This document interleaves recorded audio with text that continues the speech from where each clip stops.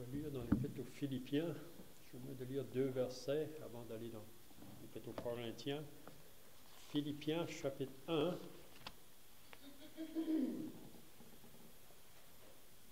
Et le verset 21. C'est l'apôtre Paul qui dit, Philippiens 1, 21, il dit « Car Christ est ma vie, et la mort m'est un gain. Mais s'il est utile pour mon œuvre que je vive dans la chair, je ne saurais dire ce que je dois préférer. Je suis pressé des deux côtés. J'ai le désir de m'en aller et d'être avec Christ, ce qui de beaucoup est le meilleur. Mais à cause de vous, il est plus nécessaire que je demeure dans la chair. Et je suis persuadé, je sais que je demeurerai et que je resterai avec vous tous pour votre avancement et pour votre joie dans la foi, afin que, par mon retour auprès de vous, vous ayez en moi un abondant sujet de vous glorifier en Jésus-Christ. C'est surtout le verset 21 et 22. Paul dit, « Car Christ est ma vie et la mort m'est un gain. » J'aimerais qu'on lirait maintenant dans l'Épître aux Galates. Il dit un peu la même chose. Épître aux Galates au chapitre 2. Épître aux Galates au chapitre 2, le verset 20. Galates 2, 20. « J'ai été crucifié avec Christ. Et si je vis, ce n'est plus moi qui vis. C'est Christ qui vit en moi.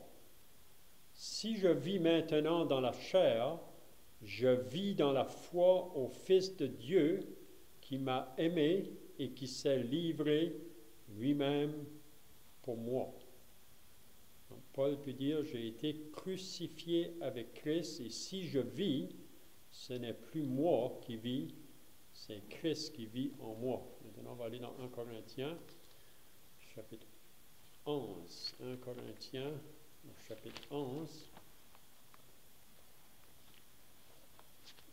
On va lire à partir du verset 1. 1 Corinthiens 11, c'est le verset 1. La raison que j'ai voulu lire les deux versets avant, c'est que Paul nous dit au verset 1 du chapitre 11, « Soyez mes imitateurs, comme je le suis moi-même de Christ. Je vous loue de ce que vous vous souvenez de moi à tout égard, et de ce que vous retenez mes instructions telles que je vous les ai données. Je veux cependant que vous sachiez que Christ est le chef de tout homme, que l'homme est le chef de la femme, et que Dieu est le chef de Christ. Tout homme qui prie ou qui prophétise la tête couverte déshonore son chef. Toute femme, au contraire, qui prie ou qui prophétise la tête non voilée déshonore son chef. C'est comme si elle était rasée. Car si une femme n'est pas voilée, qu'elle se coupe aussi les cheveux. Or, s'il est honteux pour une femme d'avoir les cheveux coupés ou d'être rasée, qu'elle se voile. L'homme ne doit pas se couvrir la tête. Il nous dit la raison pourquoi que l'homme ne devrait pas se couvrir la tête. L'homme ne doit pas se couvrir la tête puisqu'il est l'image et la gloire de Dieu. tandis que la femme est la gloire de l'homme. En effet, l'homme n'a pas été tiré de la femme, mais la femme a été tirée de l'homme. Et l'homme n'a pas été créé à cause de la femme, mais la femme a été créée à cause de l'homme.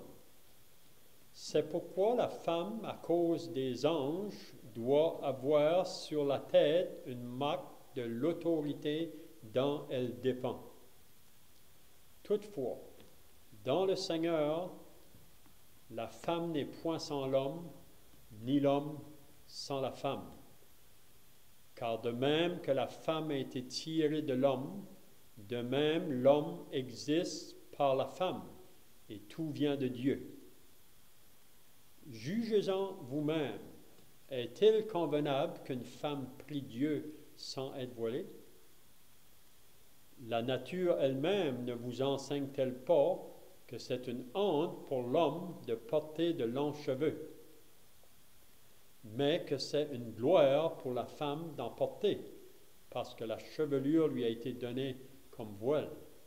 Si quelqu'un se plaît à contester, nous n'avons pas cette habitude non plus que les églises de Dieu.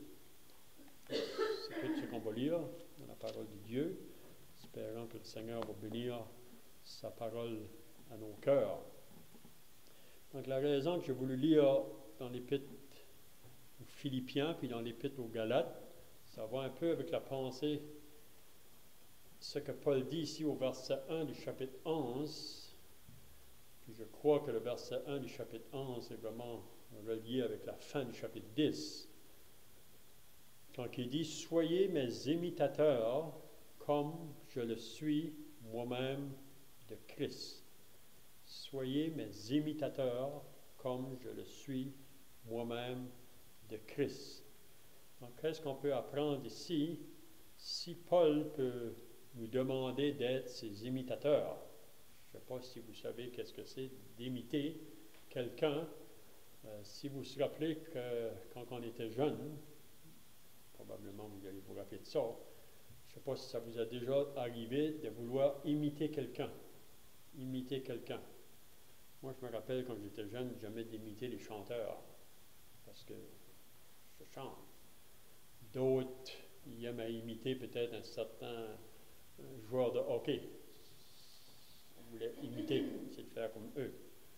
Ou ça peut être différents aspects, mais on est fait de même, d'un sens. L'homme naturel, on est porté parfois à imiter d'autres, mais soit qu'on imite quelqu'un d'autre pour faire le mal, ou on imite quelqu'un d'autre pour faire le bien. Mais ici, d'imiter Paul, pour moi, ça serait pour faire le bien. C'est pour faire le bien. Puis, si Paul peut dire ça, soyez mes imitateurs, vous savez, c'est tout quelque chose de dire ça, là. Chacun de nous, je ne sais pas si on pourrait dire ça aux autres frères et sœurs, soyez mes imitateurs. Mais Paul continue pour dire, comme je le suis moi-même de Christ. Donc, en imitant Paul, on pouvait imiter Christ, d'un sens. Parce que Christ avait vraiment une emprise sur lui.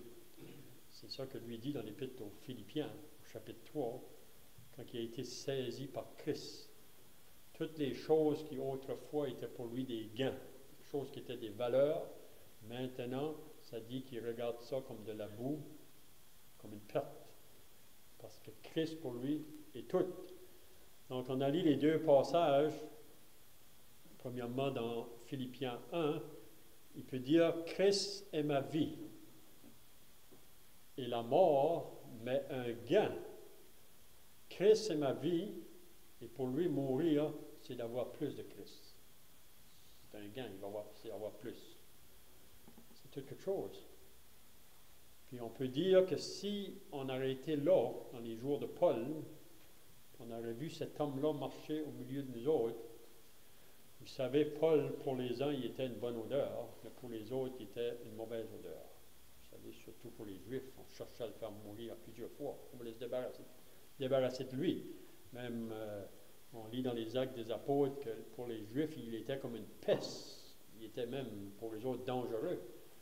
Parce qu'il présentait Christ, puis il détournait le peuple de leur religion, ou les chefs religieux, pour qu'ils se tournent vers Christ. Donc, Paul, il pouvait dire, Christ est ma vie et la mort m'est un gain. Puis même, il dit, je ne sais ce que je devrais désirer. Je suis pressé des deux côtés. J'ai le désir de m'en aller, ce qui beaucoup est le meilleur. Donc, Paul savait qu'en quittant cette place ici, il s'en va dans une place beaucoup meilleure, beaucoup meilleure. Mais on voit un homme qui était prêt à se soumettre si le Seigneur veut qu'il reste encore sur la terre, parmi le peuple de Dieu, pour l'avancement du peuple de Dieu, il acceptait ça pareil. Donc on voit un homme qui se soumettait. Donc Christ est ma vie et la mort m'est un gain. Est-ce qu'on peut dire ça? Christ est ma vie. Vous savez, chaque enfant de Dieu, maintenant qu'on est né d'en haut, ça devrait être notre désir que Christ soit ma vie avant toute autre chose. Avant toute autre chose. Puis on a lu aussi dans l'Épître aux Galates, Paul dit, j'ai été crucifié avec Christ. Donc le jour que Paul a été sauvé, il s'est identifié à la mort de Christ. Vous savez, quand on va dans les eaux du baptême, c'est ça qu'on dit en public. Et quand je vais dans les eaux du baptême, c'est pour dire, je suis mort avec Christ, enseveli avec Christ, ressuscité pour marcher en nouveauté de vie. Donc Paul pouvait dire, j'ai été crucifié avec Christ, et si je vis, ce n'est plus moi qui vis. Qu'est-ce qu'il veut dire là? Que maintenant, sa vie, c'est pas lui c'est pas le moi qui vit ma vie, c'est Christ qui vit sa vie en moi. Si je vis encore dans la chair, parce qu'il vit encore les deux pieds sur la terre, dans un corps, mais je vis dans la foi au Fils de Dieu qui m'a aimé et qui s'est livré lui-même pour moi. Donc vraiment, Paul est un exemple qu'on devrait chercher à imiter. Puis Paul nous dit aussi dans l'Épître aux Philippiens au chapitre 3 qu'on doit porter nos regards sur ceux qui marchent. Vous savez, souvent on est trop porté à porter les regards sur ceux qui arrêtent de marcher. Ça, c'est pas bon parce que ça peut nous affecter, ça peut même nous ébranler, ça peut même nous attirer dans la même voie. Mais portant nos regards sur ceux qui marchent. Donc, soyez mes imitateurs comme je le suis moi-même de Christ. Puis la raison que je relis ça avec la fin du chapitre 10, c'est que Paul faisait tout pour la cause de Christ, pour la cause de l'Évangile. On voit ça plusieurs fois, on avait vu ça dans le chapitre 10. Là maintenant, on entre dans un sujet qui est beaucoup combattu ou argumenté aujourd'hui dans le monde, même évangélique, le monde qui se dit chrétien, concernant la femme dans l'Église, même l'homme, avec un rôle différent, chacun avec un rôle différent. Pas un supérieur puis l'autre inférieur, c'est pas ça que la parole veut nous enseigner ici, mais que chacun a un rôle différent. C'est ça que je crois que beaucoup n'ont pas saisi.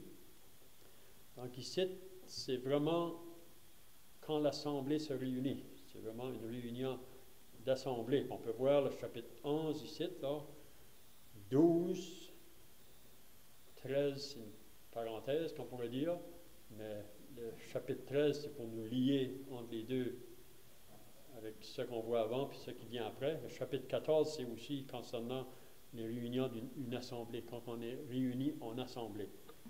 Donc, Paul va dire, premièrement, je vous loue. Là, il parle aux Corinthiens. Vous savez, on arrive à la fin de la lettre. Ça fait déjà plusieurs semaines qu'on est dans cette lettre-là.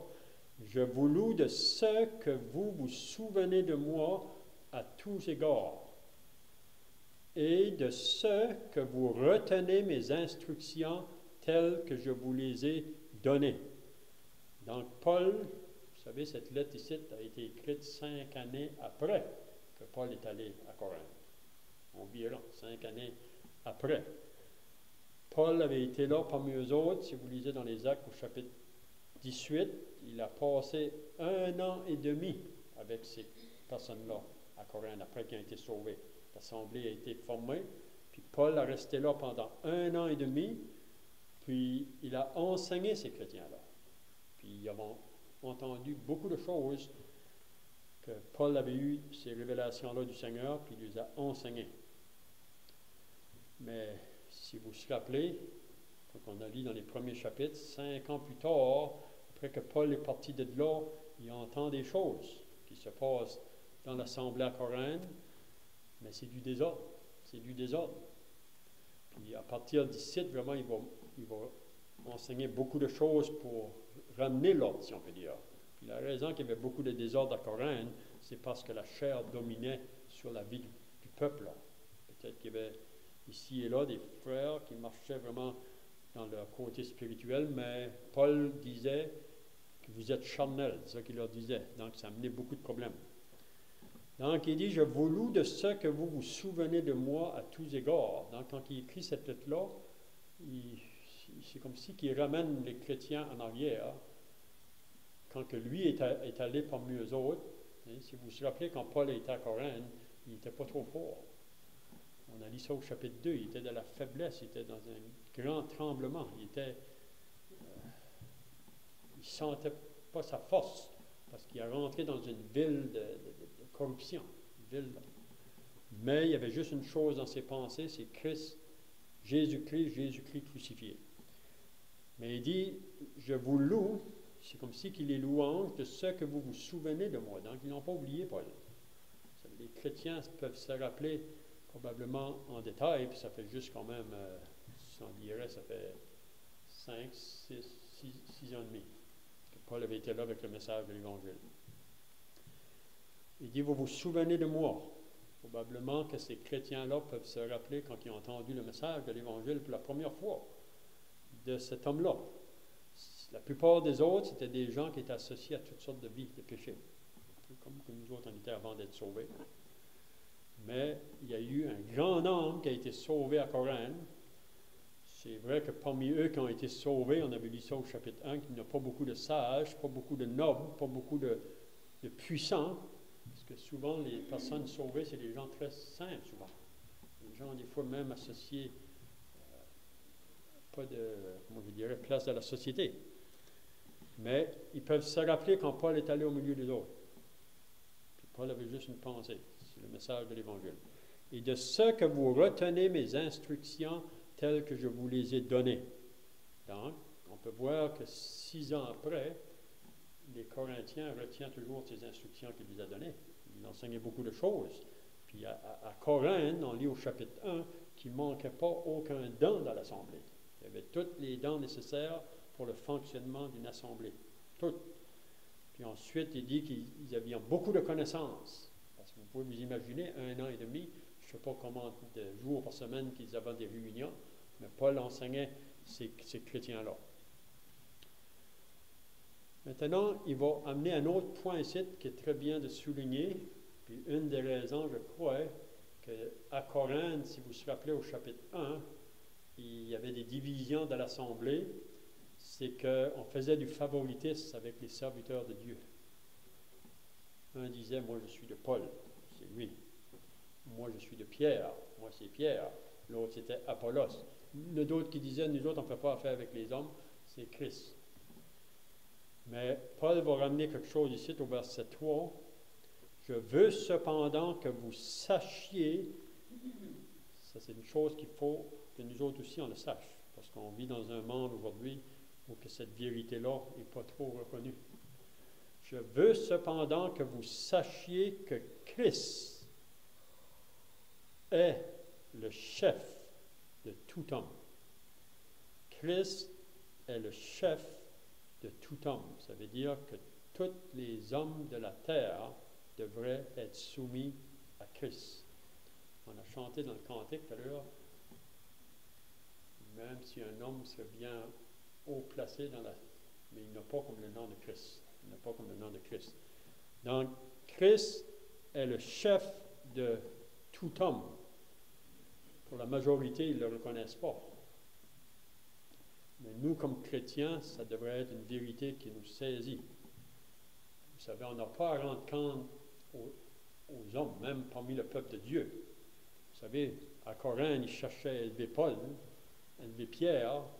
Ça, c'était pas bien pour les autres parce que ça apportait des divisions, premièrement. Puis aussi, ils n'avaient pas compris que celui qui devrait être leur chef, celui à qui on devrait se soumettre, c'est à Christ.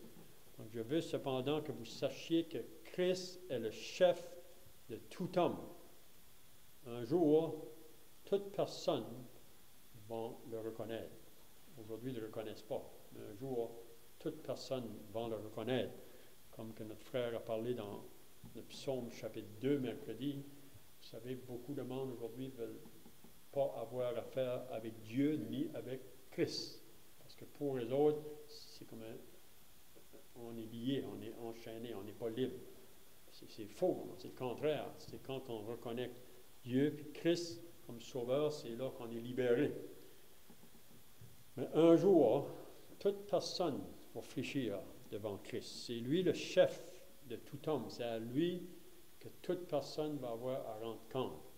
C'est lui qui a parlé le premier, c'est lui qui aura le dernier mot. Même si aujourd'hui, ça paraît qu'il n'y a pas grand force. Ensuite, il va nous dire une autre chose, que l'homme est le chef de la femme.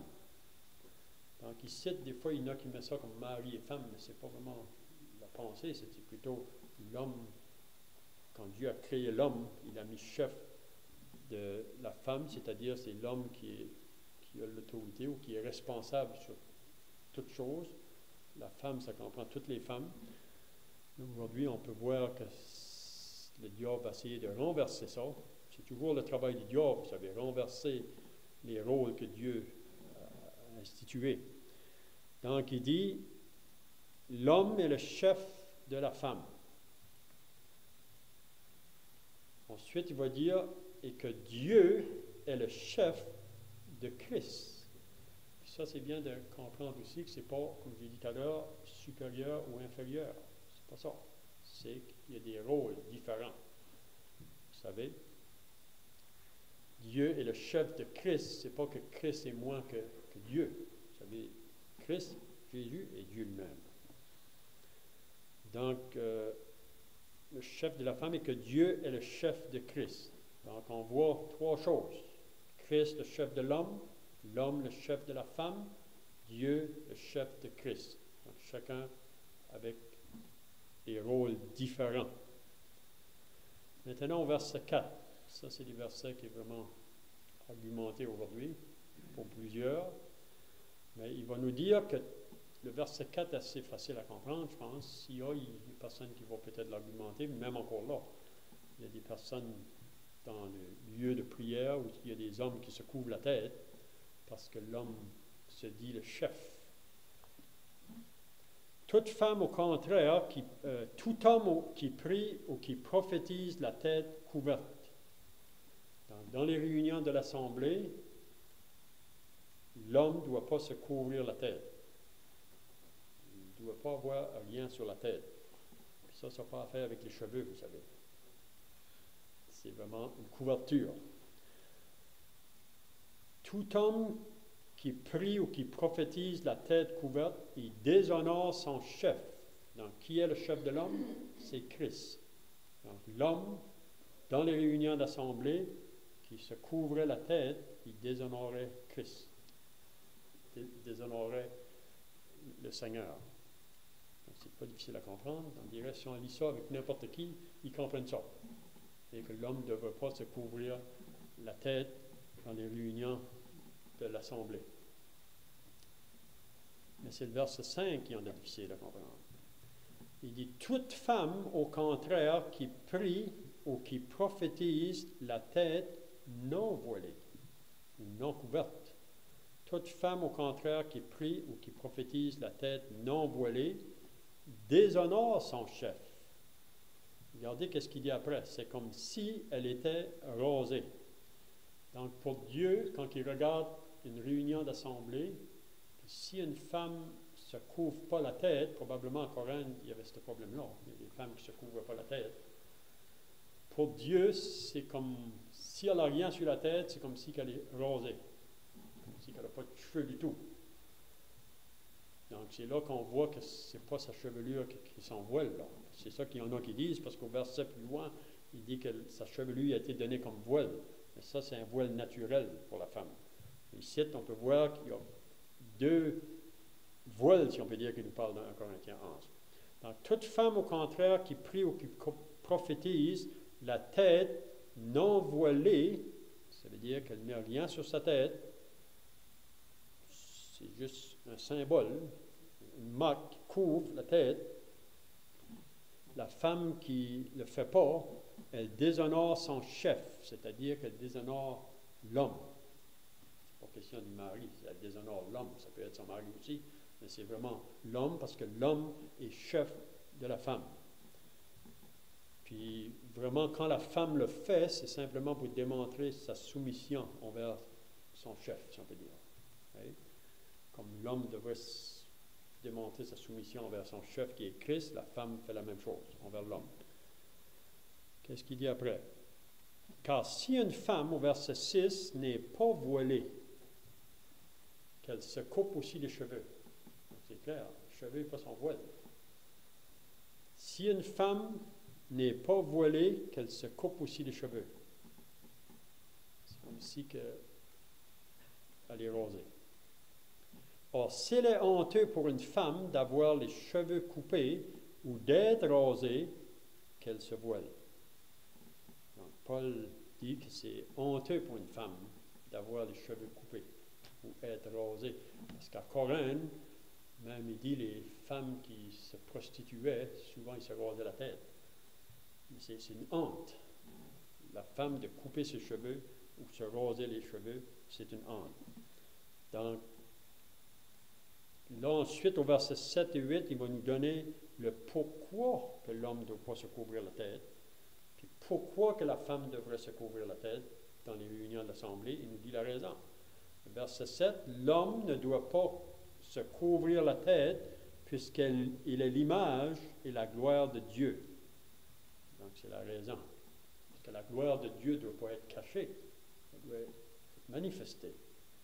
Donc, l'homme, en se couvrant la tête, c'est comme si il veut cacher la gloire de Christ, ou la gloire de Dieu. Donc, l'homme ne doit pas se couvrir la tête puisqu'il est l'image et la gloire de Dieu. C'est la raison pourquoi il ne doit pas se couvrir, parce que l'image et la gloire de Dieu doivent être manifestées, tandis que la femme est la gloire de l'homme. Donc, pourquoi que la femme se couvre? Parce que la gloire de l'homme doit être cachée, ne doit pas être manifestée. Puis là, ensuite, on voit vraiment, même si Paul enseigne ce côté-là de la chefferie, là, de la tête, si on peut dire, il va faire comprendre, comme j'ai dit tout à l'heure, que ce n'est pas qu'un est supérieur à l'autre. C'est pas ça. Puis là, il va dire, premièrement, en effet, l'homme n'a pas été tiré de la femme. Vous savez, quand Dieu a créé l'homme, il n'a pas tiré de la femme pour faire l'homme. Il l'a formé avec la poussière de la terre. Mais la femme, elle, a été tirée de l'homme. Vous savez, quand Dieu a fait la femme, il a fait endormir Adam d'un profond sommeil. On dit que c'est la première chirurgie qui a été faite. Adam, d'un profond sommeil, il a pris une des côtes d'Adam, il a fait la femme. Donc la femme est sortie de l'homme. Donc, en effet, l'homme n'a pas été tiré de la femme, mais la femme a été tirée de l'homme. Et aussi, il dit au verset 9, « Et l'homme n'a pas été créé à cause de la femme, mais la femme a été créée à cause de l'homme. » Il se rappelait dans le jardin, après que Dieu avait créé l'homme, il a vu que l'homme était seul, donc je vais y faire une aide semblable à lui.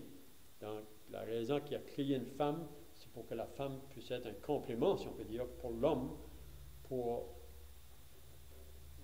l'aider, si on peut dire.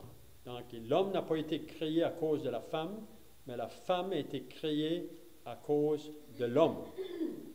Donc, au verset 10, maintenant, c'est pourquoi la femme, à cause des anges, donc les anges regardent, les anges qui sont avec Dieu toujours, pas ceux qui sont déchus, mais les anges qui qui ont resté avec Dieu. C'est pourquoi la femme, à cause des anges, doit avoir sur la tête une marque. Donc, ça comprend le voile, la chose qu'elle va se couvrir la tête. Une marque de l'autorité dont elle dépend. Donc, quand les anges regardent, ils peuvent voir que la femme prend sa place de soumission dans l'Église. Et là, on va terminer pour dire ensuite, il va dire « toutefois dans le Seigneur ». Donc ici, il va faire comprendre qu'on n'est pas un sans l'autre. Vous savez, l'homme est important, mais la femme aussi est importante. Parce que vous savez, dans beaucoup de religions, même dans beaucoup de places aujourd'hui, la femme est mise vraiment très basse. Mais devant le Seigneur ou dans l'Église, ils disent que vraiment dans l'Église, c'est là que la femme a le plus la place dont Dieu a voulu la placer. Donc, toutefois, dans le Seigneur, la femme n'est point sans l'homme, ni l'homme sans la femme. Et on ne peut pas être un sans l'autre. Pourquoi? Il dit ensuite, car de même que la femme a été tirée de l'homme, donc la première femme, elle a été prise de l'homme, mais tous les hommes qui sont venus après, ils sont venus de la femme. C'est ça que Paul veut faire comprendre. C'est pour ça qu'on ne peut pas être un sans l'autre. Car de même que la femme a été tirée de l'homme, de même l'homme existe par la femme. Et tout cela vient de Dieu. Donc, jugez-en vous-même. Est-il convenable qu'une femme prie Dieu sans être voilée? Donc, Paul pose la question aux Corinthiens. Jugez-en vous-même. Est-ce que la femme doit se couvrir ou pas? C'est ce qu'il veut dire. Puis là, ensuite, il parle, qu'est-ce que la nature enseigne? La nature elle-même ne vous enseigne-t-elle pas que c'est une honte pour l'homme de porter de longs cheveux? Mais là, quelqu'un va dire, mais est-ce que le Seigneur n'avait pas les cheveux longs? Est-ce que Samson ne devait pas avoir les cheveux longs? Ça, c'est un autre sujet qui est bien à discuter. Mais la nature elle-même ne vous enseigne-t-elle pas que c'est une honte pour l'homme de porter de longs cheveux, mais que c'est une gloire pour la femme d'en porter, parce que la chevelure lui a été donnée comme voile. Le voile naturel pour la femme, c'est sa chevelure. Donc, si quelqu'un se plaît à contester, Paul dit, nous n'avons pas cette habitude non plus que les églises de Dieu. Donc, c'est bien de repasser ces passages-là, chacun de nous personnellement, parce que vous allez être confrontés sur cela de plus en plus. Même parmi les gens évangéliques qui se disent chrétiens, puis même aujourd'hui, dans certaines assemblées, aujourd'hui, ça commence à avoir des doutes sur ce sujet-là. Donc, c'est bien d'être clair sur ces vérités-là. Puis, on sait qu'on n'est pas là pour faire des débats. Paul met ça bien simple, puis ensuite, il lui pose la question, jugez-en vous-même. Mais il dit, ce n'est pas notre habitude de contester dans les églises. Donc, on va terminer par la prière. Notre Dieu et notre Père, nous voulons maintenant nous approcher devant ta présence pour te remercier, te rendre grâce pour ta parole que nous venons de regarder, qui a été écrite par des hommes, oui, mais poussée par le Saint-Esprit. On sait que les hommes n'ont pas écrit ce qu'ils voulaient écrire, mais poussés par l'Esprit, ils ont écrit ce que Dieu voulait. Donc, on veut te prier que tu nous aides à saisir ces vérités-là davantage, parce que nous réalisons que nous vivons dans un monde où que ta parole est beaucoup attaquée. Donc, nous voulons nous remettre à toi pour le reste de cette journée. Bénis-nous au nom du Seigneur Jésus. Amen.